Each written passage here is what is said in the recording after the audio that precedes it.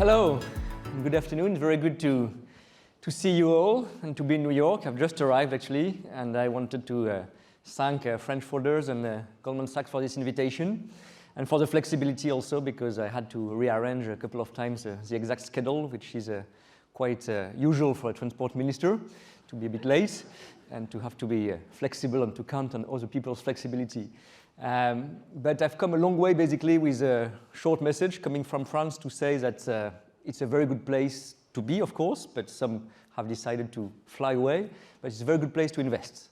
And as transport minister, I also want to insist on what we do in terms of green transition. But maybe a word, I know you had my colleague Bruno Le Maire talking to you earlier this afternoon as economy minister, to insist that for now more than 6 years, which in France is quite unusual, we have the same administration in place, the same president, as you probably know, and we have especially, and more importantly, the same strategy and economic policy, which is based basically on attractiveness, investment, reducing unemployment through a clear policy of cutting taxes for corporates.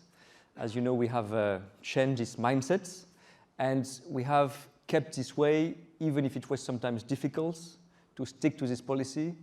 We had difficult times that you probably have heard of directly or indirectly, like the Yellow Vest movement, other protests or difficult moments and movements. But President Macron and the government basically decided that we should not change the direction. If you change the direction, and you know that better than me as business leaders, entrepreneurs, you lose everything and you lose everybody. So we decided to be very simple and to stick to this policy. The results are here. For the fourth time, the fourth year in a row, we are the most attractive country in the EU in terms of number of investments, in terms of amount of investments in the EU all across Europe. We have the lowest rate of unemployment we have had for 40 years, and especially for the younger generation, we have reached a level that we never knew since the 70s. So I will not give you a lot of figures because you, I think, get the basic message. We are on track and we will go on with that. Doesn't mean that we don't need a strong public policy or public planning. We need, of course, to lower taxes and to stick to that.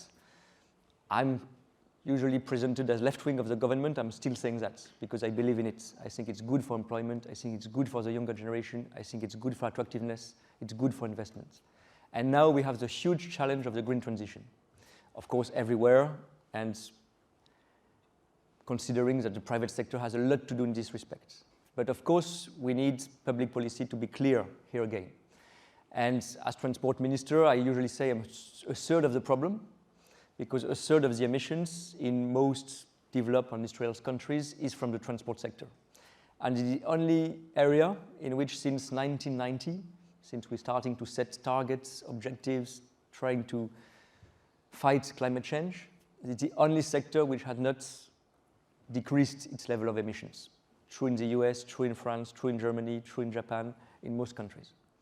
So we have to do a lot better and a lot more. And here I think we have also tried to define the French way, which consists basically in trying to plan, to have a long-term strategy between now and 2030 and 2050, with clear objectives, net zero, like many countries, like the EU, but with sector by sector, a public policy approach. Doesn't mean that it's Soviet-style planning, I can reassure you. We are sometimes bureaucratic, but we don't have the dream to say to each sector, transport, agriculture, industry, this is what you should do. But we set objectives, we identify amounts of public investment that should go with the private investment, and we set targets and levers, to reach these targets. Just to take the example of transport sector, we have now a 100 billion investment plan for train, more railway. We also have a plan for moving to green or sustainable fuels to the aviation area. And in the road sector, for instance, we have this plan to reach 80% of electric cars sold in 2030. And for that, we use sometimes tax incentives, investment planning from the public sector directly, or a mix of both. And this is basically, I think, something quite original, that sector by sector we have this planning until 2030 and 2050. And also, we bet a lot on the European dimension of our policy. As you probably know, President Macron has been elected on a very pro-European platform. I'm mentioning that not just because I'm a convinced pro-European, former Europe minister in France, but because I think that facing all our challenges, economic policy, green transition in particular, we need, as an EU member and an EU leader, this European dimension. When I meet businesses in France, or I was a few weeks ago in Germany, I have a lot of complaints about what the EU is doing in terms of green transition. Too many rules, too much regulation in comparison with the US, where investment is now the key, IRA, infrastructure plan, and so on. It's true to some extent, but we do need this European dimension to succeed in the green transition. I usually say to French corporates or French businesses, if you don't have a European Green Deal, as we call it, this strategy, you will have 27 member states and 27 Green Deals with different regulations, with a fragmentation of the market. So being business-friendly, being attractive as an EU country means also that we strongly believe in this EU dimension. And we need to stick to that too. As you know, it's part of the political debate we have all over the EU, not to mention Brexit. But even in France now, this idea of exit is gone at the moment, but the idea that EU is not the right approach, not the right thing to do, not the right level to act, is still very strong. We need that also for our economic policy, our green transition. Otherwise, we will not be the right size. Are we doing the best we could at the European level at the moment, especially for green transition? I think no. But it's good to have this level of regulation, not national one, for businesses and for investors in France all across the EU.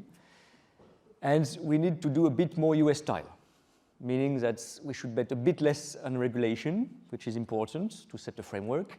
For instance, if you want to have sustainable fuels, you need to have a target.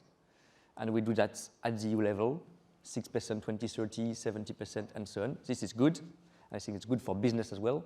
But we need more investment. And sometimes this is a lacking or the missing piece in the European puzzle. We do the regulation quite right, maybe a bit too strict sometimes, but we don't do the investment part, as the US is able to do when it speeds up. It's very interesting in the green transition. The US was probably lagging behind in terms of public policy, and with IRA, with Infrastructure Act, it was catching up. We need to do that at the European level as well. Just saying that because in a few months we will have elections in the EU, important elections for France, and we need to push this to complement our economic policy. But basically, I want to insist on that. In a nutshell, we will go on with this attractiveness, investment, business-friendly policy. We will apply that to the green transition, and we will push that at the European level. This is basically, if I had to sum up in a few words, what we want to do in the next months. You may have heard sometimes that I was late because of a storm, a real one, but we have a lot of political storms in France at the moment, like in many Western democracies. But to reassure you, I can tell you that we are very stable. Of course, we have political risks, as in all our democracies, but we will stick to this framework, this economic policy, because we have a stable political system. President Macron was re-elected, which is quite rare in France in comparison with other countries. It's not the normality. It worked because I think we are consistent and strategically consistent all over the years with this policy. And we will go on at least until 2027, and we will fight as a new political generation to do this a long time after 2027. We have the ability to push the reform through. We have demonstrated it with the tax policy, the fiscal policy, our pension reform, and strong structural economic reforms in recent months, and we will go on with that. Count on us for that, and please stay in New York, have a good time here, but don't forget to invest in France as French founders, but also as American leaders. We need your energy, we need your investments, and we need your trust in our country, and you can count on us to be trustworthy in the coming years. Thank you very much.